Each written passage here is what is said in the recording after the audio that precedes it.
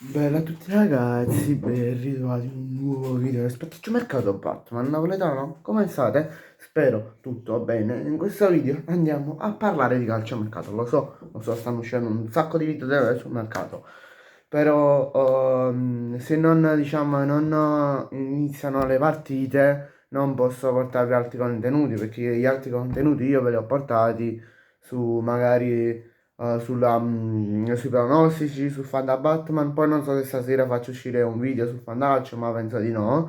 Però vabbè, per contenuti diversi sul mercato bisogna aspettare i post partita delle varie partite di Serie A. Vabbè, allora direi di iniziare subito. Allora, abbiamo una notizia sul mercato del Napoli, perché recentemente parla il DS Manna, il direttore sportivo del Napoli, e dice che Raspadori è un obiettivo concreto per questo mercato. Manna riporterebbe l'uomo scudetto, date le necessità di rinforzare il reparto offensivo a costi non esossi. Cioè, esossi, cioè, significa che sono, diciamo, costi non così tanti, cioè costi non molto elevati. Jack non sta trovando molto spazio e malgrado dica di trovarsi benissimo a Madrid, ha voglia di mettersi in gioco. Una chiamata da Napoli gli farebbe subito cambiare idea. Ad oggi l'ingresso deve corrispondere un'uscita e l'indiziato è Noalanga. Noalanga. La Roma, sì, ma è molto interessata a lui, ma Jack sceglierebbe Napoli ad occhi chiusi perché ad occhi chiusi anche qualche suo amico sostiene questa tesi. Se volete, c'è questa fonte l'ha riportata anche in Roma, questa notizia l'ha portata anche in Roma. E ora parliamo di Nolanga. Ve l'ho detto, ve l'ho letto la notizia che uh, sia Jack Raspadori dovrebbe rientrare, cioè a Napoli sì, dovrebbe essere accompagnata ad un'uscita, cioè quella di Noalanga. No, e Noalanga potrebbe andare al Galatasaray. Il Galatasaray sta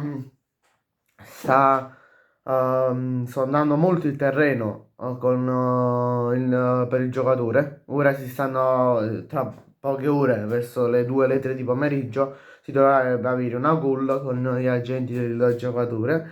E poi se si riescono a trovare degli accordi col giocatore e con il club entro il 10 di gennaio, quindi più o meno in una settimana, poco più di una settimana, dovrebbe farsi la trattativa e arrivare all'Irigo. E poi in caso il Napoli non dovrebbe andare a prendere Jack Raspadori, il Napoli potrebbe puntare ad Armand Laurentin, dell'Udinese, che potrebbe costare intorno ai 20-25 milioni di euro. Poi vi porto un'esclusiva qui sul canale riguardante la Lazio, che sta cercando di fare il possibile per rafforzare la sua rosa e a ritornare in Europa. E praticamente ha mostrato interesse per l'attaccante del Real Sociedad, club spagnolo, che si chiama Michael Oyarzabal. Però diciamo si stanno sondando le notizie, cioè scusate, no, si sta sondando il giocatore, sondando il giocatore da poco, da ieri più o meno alle 10 di sera, la Lazio ha iniziato a sondare il giocatore. Poi abbiamo una notizia sul Chelsea. Perché